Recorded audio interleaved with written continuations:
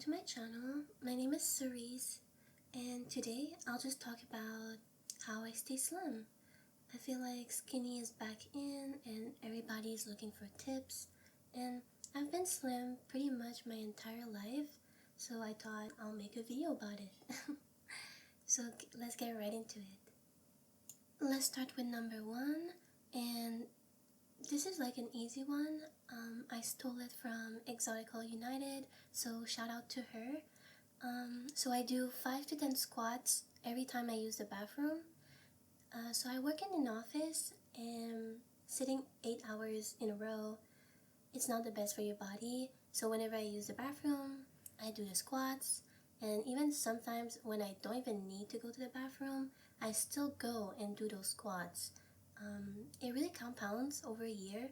So if you do 5 to 10, you'll get in like 8 to 16,000 squats a year.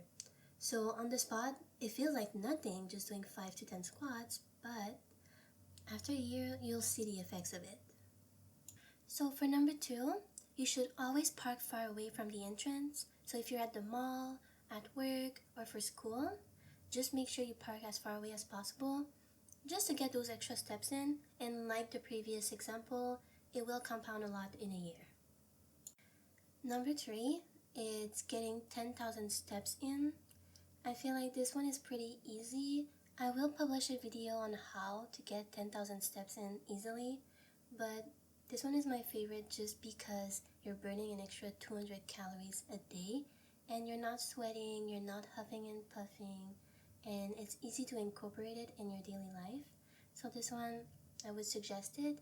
And just for health reasons, it's also very important because if you don't move at all, your body will just stop working. If you're not using it, it'll stop working. So I feel like this one is important just for your health, but also if you want to be slim, this one is pretty easy to add in your life.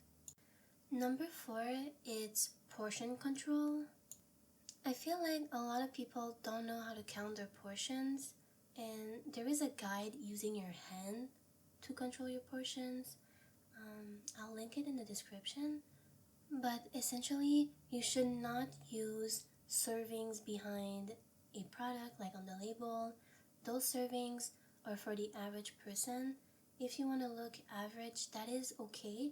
But if you're trying to be skinny, they're not putting portions on labels for skinny people, right? Those labels are usually for men that are 5'10", 180 pounds. So if that's not your goal, then don't follow those labels. Same thing for restaurant portions. Just assume any portion you're getting is for a man. It's not for women, otherwise men would complain about the portion, right? It's best to have too much than not enough. For portion control at home, yes, you can follow your hand for a guide, but if you're a beginner, I would strongly suggest to start with a scale. You can get one at Amazon for $10, and it's really a game changer.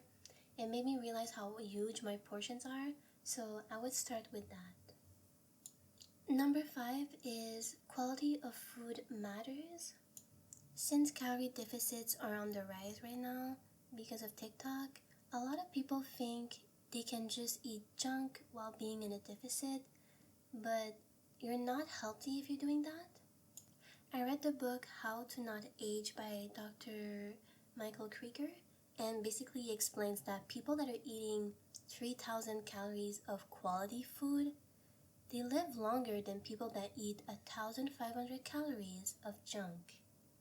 So it doesn't matter if you're in a calorie deficit because you're still inflamed, you're still gonna get chronic disease at the end of the day. So if you're thinking about long term, you really need to worry about the quality of your food. And I'm not necessarily talking about organic food. Whole foods are the important part. Just make sure you don't eat too much processed food. There's no real reason to eat that anyway. It's empty calories and it gives you a bunch of disease. There's probably parasites in there.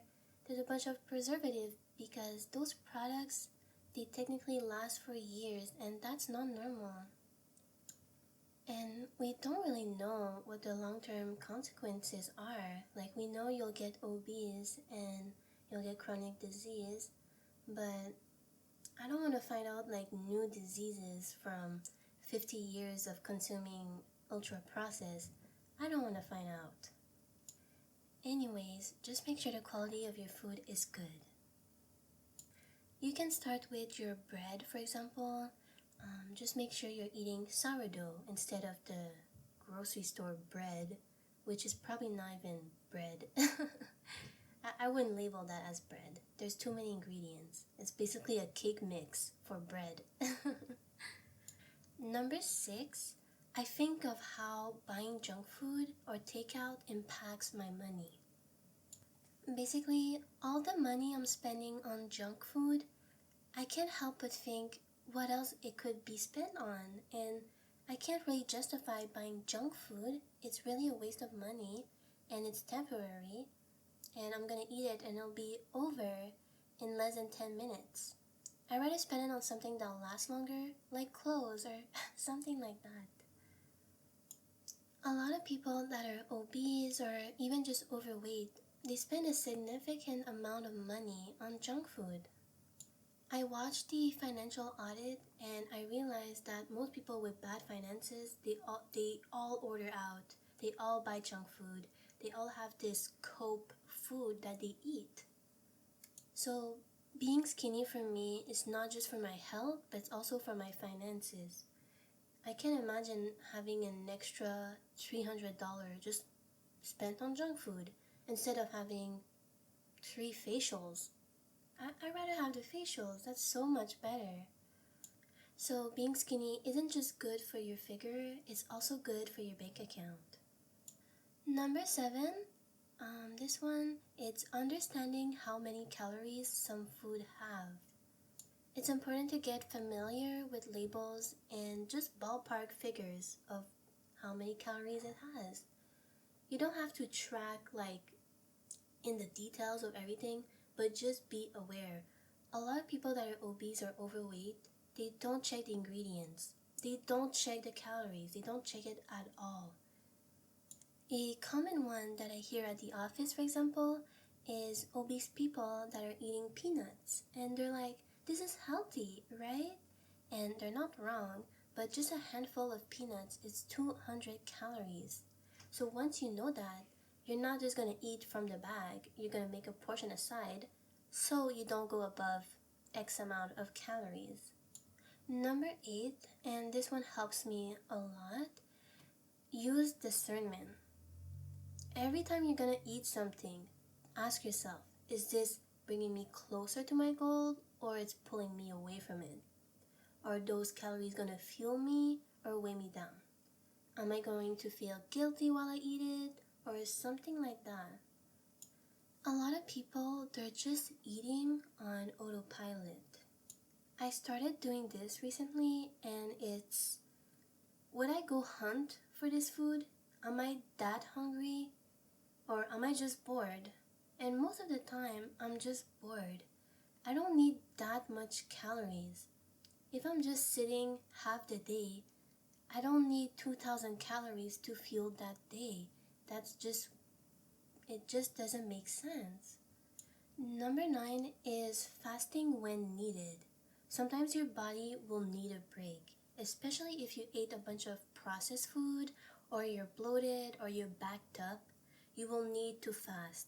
And you don't have to fast for 24 hours, just fasting for 12 hours or 16 hours. It can do a huge difference. So I would start with that.